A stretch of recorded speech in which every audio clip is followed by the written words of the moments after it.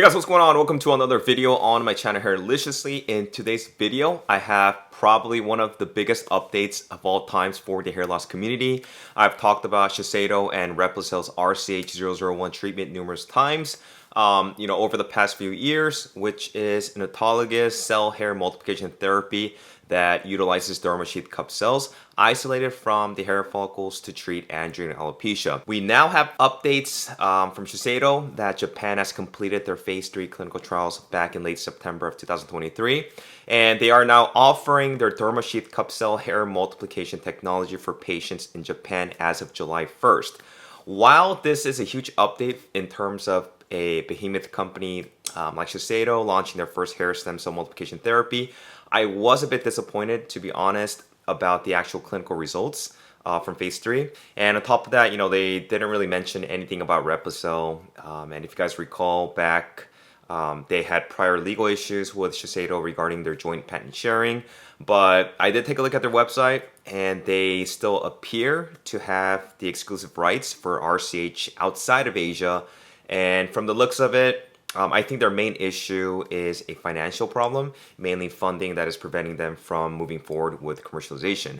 But going back, phase 3 results were published in a study last September 2023 titled Efficacy of Autologous Dermal Sheath Cup Cell Transplantation in Male and Female Pattern Hair Loss, a single-arm, multi-center phase 3 equivalent clinical study. And the study was basically to further probe the therapeutic potential of the dermal sheath cup cell hair multiplication technology, and also to verify the safety and efficacy in improving the appearance of male and female pattern hair loss.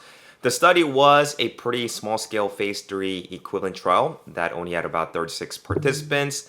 Both of the mixture of male and female patients, they were injected with dermal sheath cup cells harvested from the non-affected occipital hair follicles twice in quarterly intervals. This means, injections were done twice every 3 months. And I think this, small sample size has to do with Japan's favorable regulations when it comes to regenerative treatments and also for their stem cell-based therapies. They're able to push their clinical trial studies at a much more rapid rate and with fewer subjects compared to that of other countries' equivalents of the FDA. Global photographic assessment and phototrichogram were performed in a blinded manner. Patient-reported outcomes were assessed for 12 months. On global photographic assessment, 30% of the participants showed improvement. The analysis of phototrichogram data detected the increases in the cumulative hair diameter, hair cross-sectional area, and mean hair diameter. Female and high terminal hair ratio groups achieved better improvement. Of the total participants, about 63% noted some degree of improvement. No serious adverse side effects were detected. So if you guys look at the numbers for the hair area and the overall diameter, the increases between 1.4% and 3.4% are pretty disappointing because this treatment at this point in time doesn't really seem to lead to further hair growth promotion and rather just minimal hair thickening and maintenance, which may be beneficial for those who are simply looking for maintenance purposes or to stop further progression of hair loss. And if that is your goal in treating hair loss, it might actually work in preventing, like I said, further progression of hair loss and miniaturization, and would definitely be a great treatment to add on. And the benefit of this is that because you're using your own hair follicle stem cells, they are not going to be any adverse side effects, unlike some of the medications. But for the majority of hair loss sufferers, what they need is something that can promote new hair growth. And this is the reason why you want to try to stack on different hair loss treatments, including hair growth stimulants, AR inhibitors, degraders, anti-androgens. And if this treatment can really help stabilize from further progression of miniaturization long term, all you would need is going to be a hair transplant or two for those who would be good candidates. So for those who are interested in knowing exactly how Shiseido's dermal sheath cups hair regenerative treatment works, they extract the hair follicles from the donor area, which are known to be DHT resistant, in the same manner an FUE procedure is done via local anesthesia. So they're going to punch out, it's about 5 millimeters in diameter. And then once the hair follicles are extracted, the dermal sheath cup cells are then isolated and cultured in their proprietary cell processing and culture facility. It takes about 6 weeks. And then once the cells are fully cultured, they are going to be injected back into the scalp where thinning and miniaturization has occurred. The main mechanism of action for this treatment is that the dermal papilla cells are basically essential in regulating hair growth. And we also know that dermapapilla cells transmit signals to hair matrix cells, which undergo repeated cell division to grow hair.